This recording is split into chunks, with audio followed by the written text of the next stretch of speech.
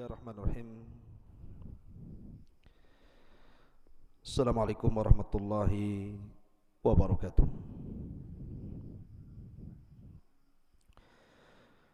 Alhamdulillah wassalatu wassalamu ala Rasulillah wa ala alihi wa sahbihi wa mawalah wa la hawla wa la quwata illa billahi wa ba'du. Qala Allah azza wa jalla ya ayyuhalladzina amanu taqullaha haqqa tuqatih wa la tamutunna illa wa antum muslimun. Wa qala sallallahu alaihi wasallam man salaka tariqan yaltamisu fihi ilma sahhalallahu bihi tariqan ilal jannah. Ma'asyiral muslimin yang dimuliakan Allah Subhanahu wa taala. Alhamdulillah di malam hari ini kembali kita bisa bermuajah walaupun lewat media, dan kita masih membahas tentang silsilah duka di negeri Al-Quds Palestina. Dan malam ini kita akan membahas tentang sejarah Palestina dan masuknya orang-orang Yahudi ke negeri Palestina. Ma'asyiral muslimin yang dimuliakan Allah Subhanahu wa taala. Sebelum saya jelaskan tentang sejarah Palestina dan masuknya orang-orang Yahudi ke Palestina, kita tahu bahwa Allah Subhanahu wa taala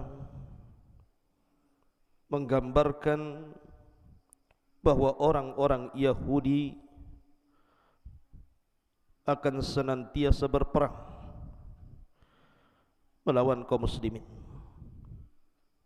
dan itu sejak zaman Nabi sallallahu alaihi wasallam. Sehingga Allah Subhanahu wa taala katakan dalam surah Al-Maidah ayat 82, la tajidanna ashaddan nasi adawatan lilladzina amanu al-yahuda walladzina asyraku. Dan sungguh engkau akan mendapati manusia yang sangat keras permusuhannya terhadap orang-orang yang beriman. Merekalah orang-orang Yahudi dan orang-orang yang menyekutukan Allah Azza wa Jalla. Kenapa demikian? Karena Allah Subhanahu wa taala mengatakan dalam surah Al-Baqarah ayat 120, walan tarda ankal yahudu walan nasara hatta tattabi'a millatahum, di mana orang-orang Yahudi dan Nasrani tidak akan redha kepadamu ya Muhammad sampai engkau mengikuti agama mereka. Ma'asyiral muslimin yang dimuliakan Allah Subhanahu wa taala, dikeluarkan oleh Ibnu Adi rahimahullahu taala ketika Nabi sallallahu alaihi wasallam masih bayi kala itu, kemudian diambil oleh salah satu dari ibu susu Nabi sallallahu alaihi wasallam, Halimah Sa'diyah. Dan kebiasaan orang Arab, biasanya kalau bayi-bayi itu maka akan disusukan di Badui, karena orang-orang Badui mereka masih fasih bahasanya, masih baik akhlaknya. Termasuk Nabi sallallahu alaihi wasallam disusukan di Bani Sa'idah oleh seorang wanita namanya Halimah Sa'diyah. Lah ketika Nabi sallallahu alaihi wasallam berada di pangkuan Halimah Sa'diyah, tiba-tiba lewat rombongan Yahudi, kemudian bertanya kepada Halimah Sa'diyah yang ketika itu menggendong Rasul yang masih bayi, Kata orang-orang Yahudi, ini bayi siapa? Karena Halimah Sa'diyah ketakutan, takut dengan kondisi Nabi SAW yang masih bayi kala itu, maka dia berbohong dan mengatakan, ini bayiku. Kemudian orang-orang Yahudi mengatakan, lalu siapa bapaknya? Maka Halimah Sa'diyah mengisyaratkan kepada suaminya dan mengatakan, itu bapaknya. Orang-orang Yahudi mengatakan, lau kana abuhu mayyit, kalau seandainya bapak bayi ini mati, sudah meninggal dunia, faqatalna, kami akan bunuh dia. Karena ada tanda-tanda kenabian kepada bayi ini. Lihat, Nabi SAW waktu bayi saja sudah mau dibunuh tuh. Masih dalam gendongan Halimah Sa'diyah oleh orang-orang Yahudi. Kemudian ketika Nabi SAW menginjak remaja, Nabi SAW di usia masih belasan tahun diajak oleh Abu Talib untuk belajar berdagang ke Syam. Allah takdirkan di Syam, di perbatasan Syam, berjumpa dengan Buhairah, seorang rahib, seorang padri dari padri-padri Nasrani. Kemudian kata Buhairah, sebaiknya ya Abu Talib, balik lagi kau ke Mekah. Jangan kau masuk dengan membawa anak ini. Sebab kalau seandainya orang-orang Yahudi Syam tahu tentang keberadaan anak ini yang merupakan calon akan jadi seorang nabi, faqataluh, mereka akan membunuhnya. Lihat, ini pengakuan Buhairah rahib. Bagaimana orang-orang Yahudi sudah mengincar Nabi SAW. Akhirnya Nabi SAW pun balik lagi ke Mekah dan tidak jadi belajar berdagang bersama Abu Talib. Kemudian ketika Nabi SAW diangkat menjadi Nabi dan Rasul, dan itu belum hijrah ke Madinah, orang-orang musyrik itu datang kepada orang-orang Yahudi Madinah dan mengatakan, bukankah kalian agama yang diturunkan kitab? Bagaimana menurut kalian, mana yang lebih berpetunjuk, kami atau dia? Maksudnya dia di sini Nabi SAW. Yahudi tahu Nabi SAW di atas kebenaran, tapi karena kebenciannya dia mengatakan, antum ahda minhu, kamu lebih berpetunjuk dibandingkan dia. Lihat bagaimana bencinya orang-orang Yahudi kepada Nabi SAW. Makanya ketika Nabi SAW sebelum hijrah dari Mekah ke Madinah, Nabi pernah diisrakan oleh Allah Azza wa Jal, kemudian dimi'rajkan. Mi'raj itu perjalanan Rasul dari Baitul Maqdis ke Sidratil Muntaha. Kemudian diperjumpakan dengan beberapa para Nabi. Salah satu yang berjumpa dengan Rasul dalam perjalanan Mi'raj itu adalah Nabiullah Yahya dan juga Nabiullah Isa bin Maryam. Pertanyaannya, kenapa Rasul dipertemukan dengan dua Nabi ini? Nabi Yahya dan juga Isa bin Maryam. Al-Hafidh Ibnu Hajar rahimahullahu ta'ala menyebutkan faedahnya bahwa ketika Nabi SAW berjumpa dengan Yahya dan juga Isa bin Maryam, seolah-olah Allah Subhanahu wa ta'ala ingin mengatakan kepada Rasul, sebagaimana kedua Nabi ini dimusuhi orang-orang Yahudi, bahkan jelas-jelas Yahya bin Zakaria dibunuh, bahkan dipenggal kepalanya, kemudian dijadikan mahar bagi seorang wanita yang menikahi raja. Kemudian Isa pun dikepung oleh orang-orang Yahudi, kemudian diangkat ke langit. Maka perjalananmu hijrah dari Mekah ke Madinah pun tidak lepas daripada rongrongan orang-orang Yahudi. Jadi Nabi SAW sudah memberikan isyarat dalam peristiwa Mi'raj itu, sesampainya Rasul di Madinah maka akan berhadapan permusuhan dengan orang-orang Yahudi. Betul, sesampainya Nabi SAW di kota Madinah, apa yang terjadi? Karena di kota Madinah itu kan ada 3 kabilah besar Yahudi. Pertama Bani Qunaiqah, yang kedua Bani Nadir, yang ketiga Bani Quraidah. Tiga-tiganya memusuhi Nabi SAW sehingga Rasul memerangi mereka. Lihat bagaimana upaya pembunuhan. Bahkan ketika Nabi SAW hendak dibunuh dengan cara dilemparkan batu dari atas bukit oleh Bani Qunaiqah atau Bani Nadir. Kemudian Jibril memberitahu bahwa dia akan dibunuh. Maka Nabi SAW mempersiapkan pasukan kemudian menggempur Bani Nadir karena ada upaya pembunuhan. Kemudian ketika perang Khaybar, Nabi SAW dijamu oleh orang-orang Yahudi, kemudian diracun oleh seorang wanita namanya Zainab bintul Harith, dan racunnya sempat termakan. Dengan sebab itu Rasul sakit, dan sebab itu pula Nabi SAW meninggal dunia. Kemudian juga Labid ibn A'sam, seorang Yahudi dari Bani Zurek, berusaha menyihir Nabi SAW. Kemudian dalam perang Ahzab, pengkhianatan besar-besaran orang-orang Yahudi yang memihak kepada orang-orang musyrik. Jadi macam-macam orang-orang Yahudi Madinah itu ingin membunuh, menyakiti dan mengganggu dakwah Nabi SAW dan para sahabatnya. Dan permusuhan ini tidak akan pernah padam sampai hari ini, bahkan sampai kiamat dibangkitkan. Kita kembali kepada sejarah Palestina. Lalu kenapa pula kemudian orang-orang Yahudi dari zaman ke zaman sampai hari ini terus menggempur Muslim Palestina? Setiap hari ada saja yang meninggal dunia, anak-anak, orang dewasa, wanita, orang tua. Perang yang tidak beraturan, perang yang tidak punya akhlak dan adab, perang yang didasari permusuhan yang luar biasa, yang tidak punya rahmat dalam hatinya. Ada apa sebenarnya? Kenapa orang-orang Yahudi itu ingin sekali memberantas dan memberhangus orang-orang Palestina dan ingin mencaplok negerinya? Sebenarnya kapan Yahudi masuk ke Palestina?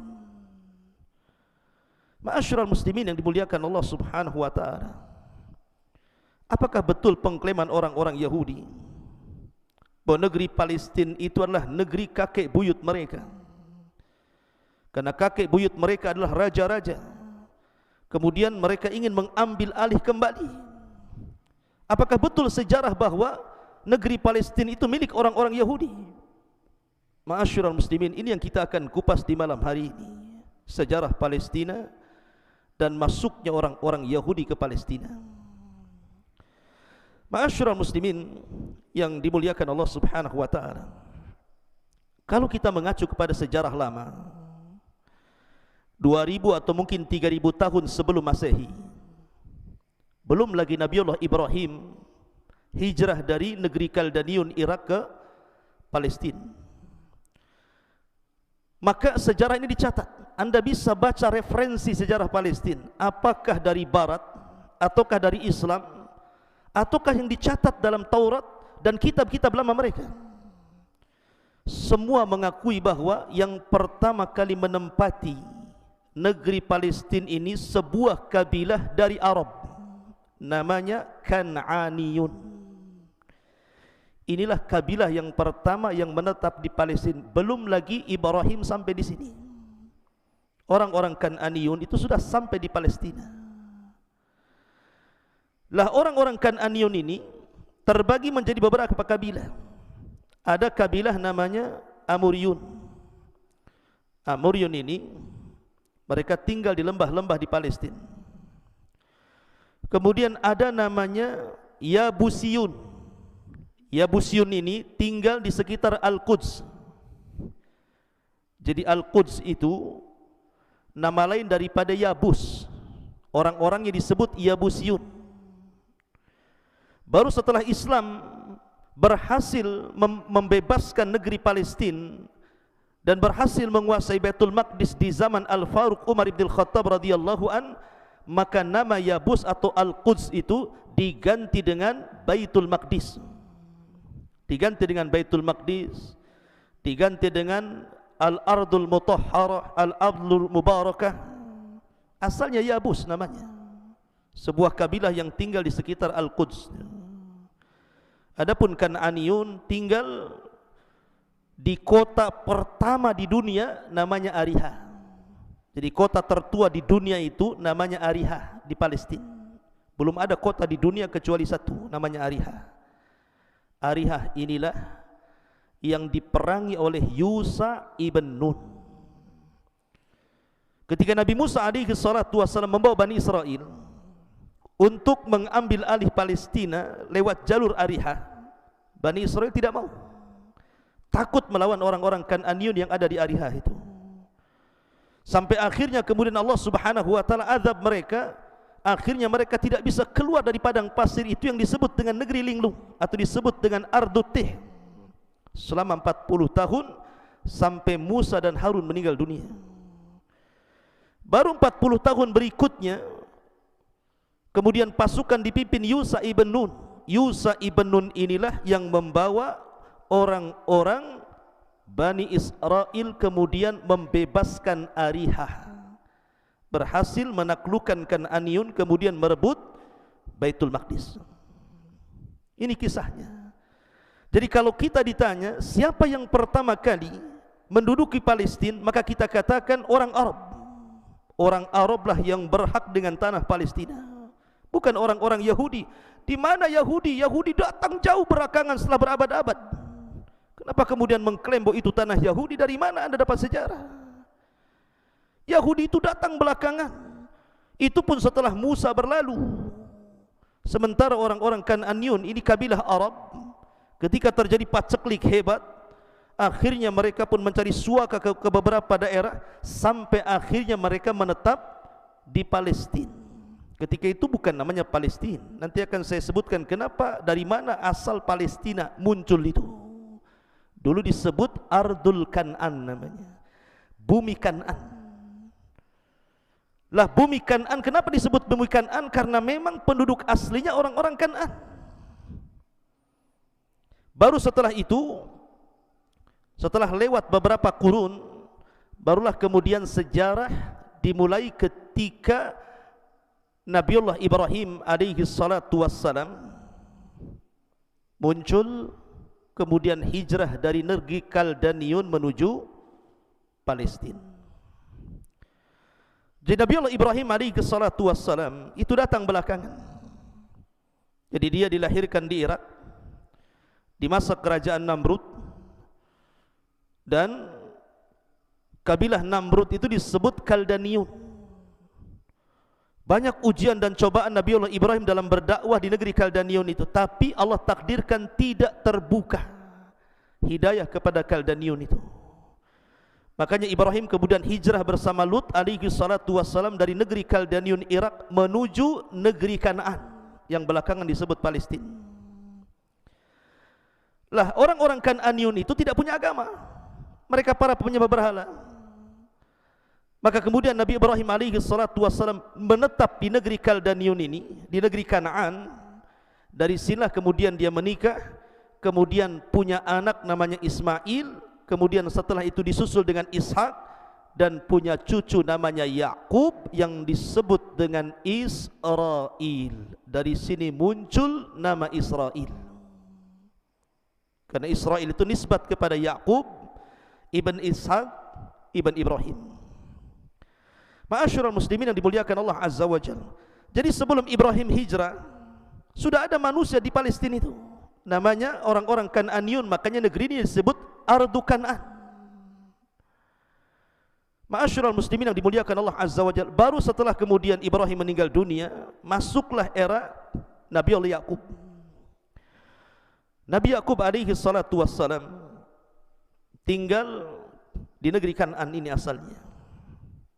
Kemudian dia memiliki 3 istri yang 2 sah dan 2 budak. Dari 4 wanita ini lahir keturunannya 12. Lah dari 12 ini ada yang menjadi nabi namanya Yusuf alaihi salatu wassalam, dan Binyamin yang satu ibu satu bapak. Yang lainnya lain ibu tapi satu bapak. Lah salah satunya turunan Yakub itu yang jadi nabi adalah Yusuf alaihi salatu wassalam. Anda tahu kisah Yusuf dizalimi oleh saudara-saudaranya, akhirnya hijrah ke Mesir. Setelah Nabi Yusuf kemudian tinggal di Mesir, singkat cerita akhirnya dia jadi bendahara Mesir dengan berbagai macam cobaan dan ujian. Lah dari sini akhirnya diboyonglah seluruh keluarga Nabi Yakub oleh Nabi Yusuf ke Mesir. di zaman Fir'aun yang bukan Fir'aun di zaman Nabi Musa. Maka mereka hidup beranak pinak di Mesir, sehingga turunan dari 12 putra Yakub disebut Bani Israel. Jadi Bani Israel berkembang di Mesir, bukan di Palestina. Lah ketika Nabi Yusuf alaihi salatu wassalam masih tinggal di Mesir, mereka dihormati, diberikan fasilitas, diberikan daerah, diberikan rumah sampai beranak pinak. Tapi ketika Nabi Yusuf meninggal dunia, mulailah Fir'aun berikutnya datang, kemudian memperbudak Bani Israel sampai masuk era Nabi Musa alaihi salatu wassalam. Baru Musa lah yang membawa Bani Israel dari Mesir menuju Palestina. Lalu dari mana munculnya kalimat Palestina ini? Kenapa kemudian muncul Palestina padahal namanya Ardu Kan'an? Ma'asyiral muslimin yang dimuliakan Allah Azza wa Jalla, saya ulangi dari awal bahwa kabilah Arab Kan'aniyun itu terbagi menjadi beberapa kabilah. Ada Amuriyun, ada Yabusyun, ada Kan'aniyun. Dan ini beberapa tempat di negeri Kan'an itu, ada yang di lembah-lembah, ada yang di Al-Quds, dan juga ada di negeri Ariha. Dahulu Palestina dengan Mesir itu satu negara, jadi satu, karena memang Mesir dengan Palestina itu terpisah dengan Sahara, dengan padang pasir yang terbentang luas, dan perbatasannya disebut Jalur Gaza. Jalur Gaza inilah perbatasannya. Jadi Mesir dengan Palestina itu nyatu zaman itu. Makanya ketika terjadi paceklik di zaman Nabi Yusuf alaihi salatu wassalam, banyak orang-orang yang tinggal di Palestina, mereka datang ke Mesir untuk mengganti barang-barang berharga mereka dengan makanan. Salah satunya keluarga Yakub. Mereka membawa barang-barang berharga kemudian bertukar di Mesir, karena ketika itu Mesir negeri kaya ketika di zaman Nabi Yusuf. Dan itu menunjukkan bahwa Mesir dengan Palestina itu masih nyatu. Ma'asyiral muslimin yang dimuliakan Allah Azza wa Jalla, Allah takdirkan dari arah laut ada kabilah besar menyerang Mesir.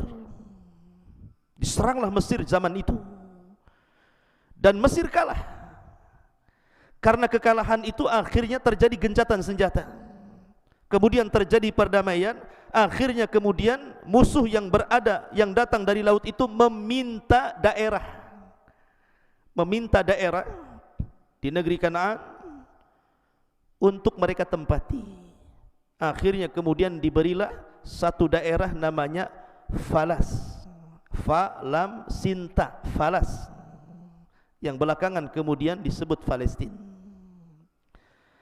Lah setelah kemudian menduduki negeri Falas ini dan lamanya mereka tinggal di situ, akhirnya mereka pun saling menikah dengan kabilah Amuriyun, kemudian kabilah Kan'aniyun, kemudian kabilah Yabusyun, kemudian menjadi satu, mencampur di situ. Sehingga akhirnya kabilah-kabilah itu hilang namanya, sudah tidak dikenal lagi Kan'an, tidak dikenal lagi Amuriyun, tidak dikenal lagi Yabusyun, yang dikenal justru Falasnya. Akhirnya belakangan kemudian disebut Palestina dan sekarang disebut Palestina. Ma'asyiral muslimin yang dimuliakan Allah Azza wa Jalla, itu dari segi penamaan. Kenapa muncul nama Palestina? Dari sini kita sudah tahu bahwa siapa yang pertama kali tinggal di Palestina, kemudian kenapa muncul nama Palestina. Maka dari sini sejarah membantah keyakinan orang-orang Yahudi yang mengatakan bahwa negeri Palestina negeri mereka.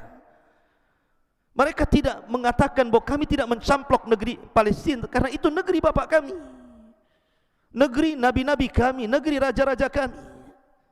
Siapa bilang Anda bicara seenaknya? Lihat sejarah. Anda ini datang belakangan.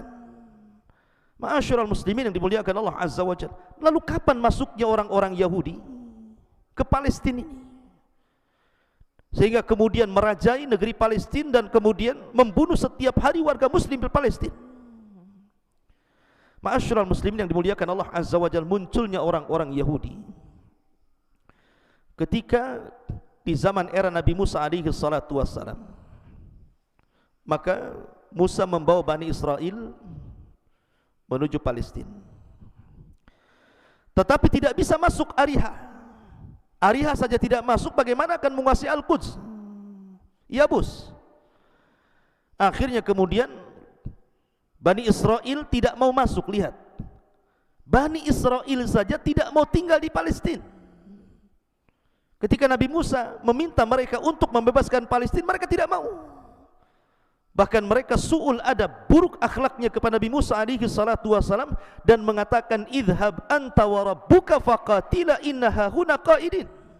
Hai Musa, kalau kami harus berperang melebut Palestina, kami tidak mau. Kau saja pergi saja, ajak Tuhanmu perang berdua, kami nonton saja di sini. Lihat su'ul adab mereka kepada Nabi Musa alaihi salatu wassalam. Sampai akhirnya mereka pun diadab di negeri Tih, yang kemudian Allah takdirkan selama 40 tahun Harun meninggal, Musa pun meninggal, sampai era Yusa ibn Nun. Barulah kemudian generasi baru mengambil alih negeri Palestina dari negeri Kanaan. Ma'asyiral muslimin yang dimuliakan Allah Azza wa Jalla. Jadi yang pertama kali menduduki Palestina itu siapa? Yusa ibn Nun, membawa orang Bani Israel masuk ke Palestina. Kemudian setelah Yusa ibn Nun meninggal dunia, mulailah kemudian mereka jauh dari nabinya. Mereka jauh dari ajaran Allah Azza wa Jalla, bermaksiat terang-terangan. Akhirnya kemudian Allah Subhanahu wa ta'ala takdirkan mereka dihinakan dari zaman ke zaman. Dari zaman ke zaman mereka dihinakan, sampai akhirnya mereka dijajah oleh Jalut, sehingga Jalut berhasil menguasai Palestina dan mereka dihinakan. Baru setelah kemudian muncul raja pertama yang merupakan pendiri kerajaan Bani Israel, namanya Talut. Talut inilah yang kemudian berhasil mengalahkan Jalut, sehingga mereka mampu mendirikan negara Bani Israel, dan raja pertamanya adalah Talut.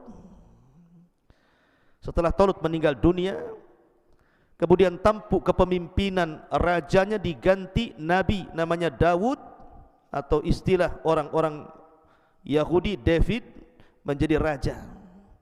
Dan ini satu-satunya raja dari Bani Israel yang merangkap jabat raja plus nabi. Setelah Daud meninggal dunia, kemudian tampuk kepemimpinan jatuh kepada Sulaiman. Dia juga raja plus nabi. Inilah puncak kejayaan Bani Israel di zaman Nabi Sulaiman. Makanya Nabi SAW mengatakan, Malikul Ardi Arba'atun. Raja yang pernah menguasai dunia hanya 4. Dan yang paling luas kekuasaannya adalah Nabiullah Sulaiman alaihi salatu wassalam. Setelah itu kemudian Dzulqarnain, setelah itu Namrud, setelah itu Bukhtun Nasr.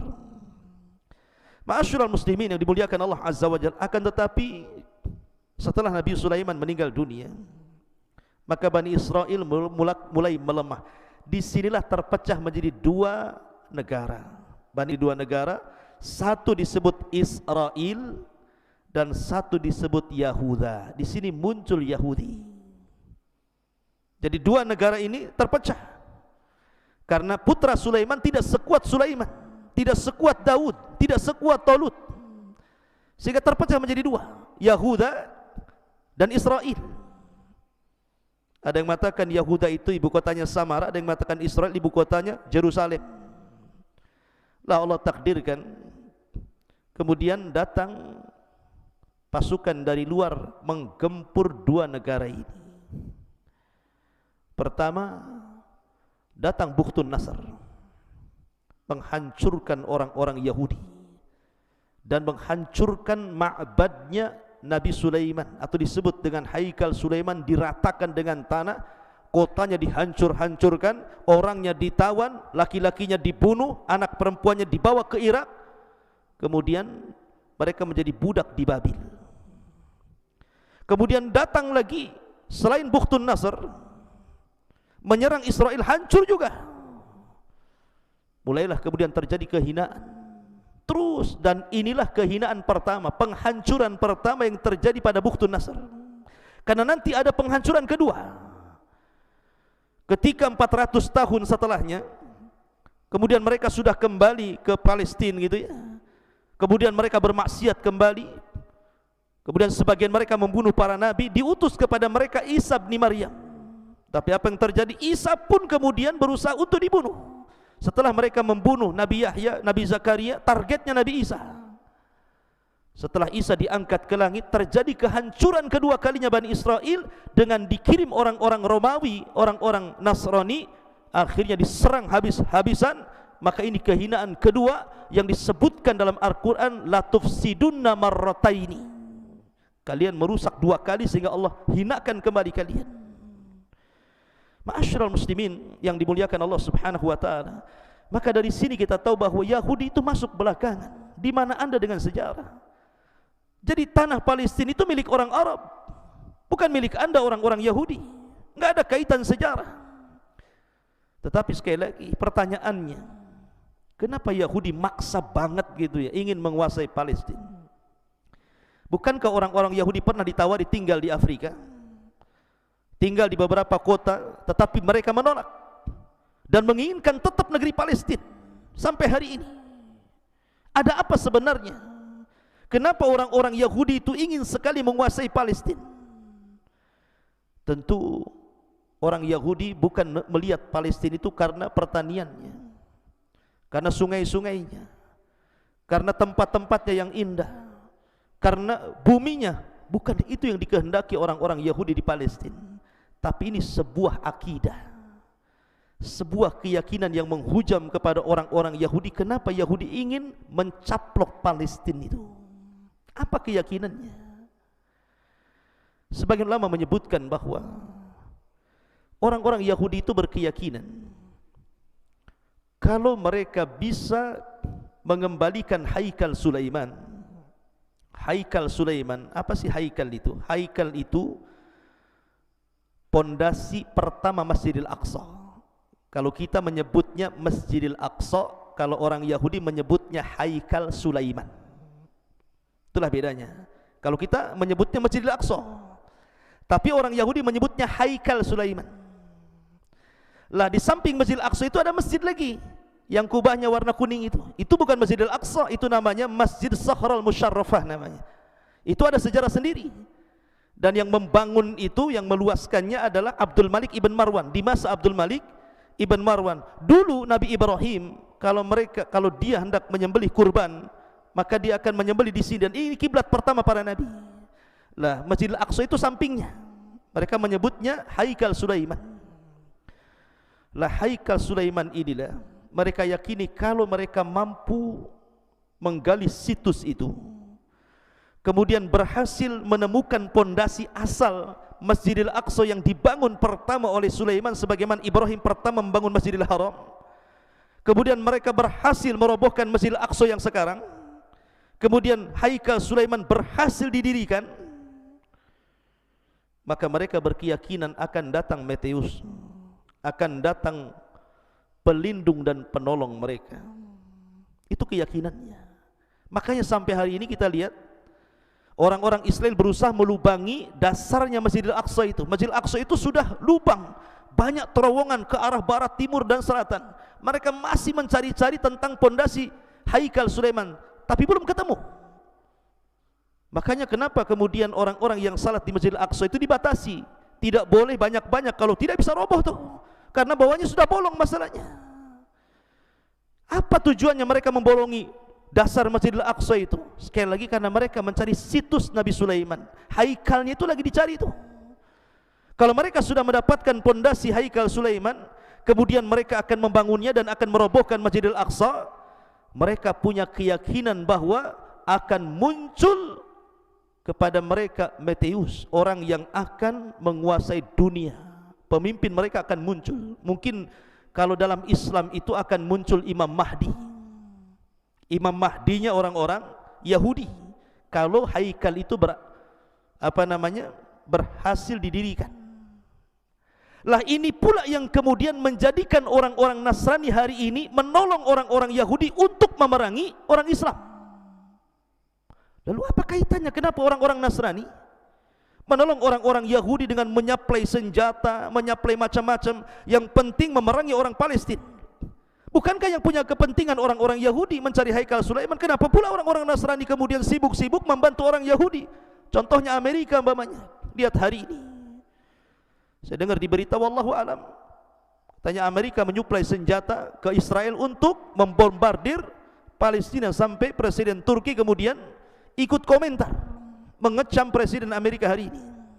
Wallahu alam, maka berita ini hoax ataukah benar, saya hanya melihat di YouTube saja. Tetapi kalau kita melihat kilas sejarah, kenapa orang Nasrani ikut membantu orang Yahudi?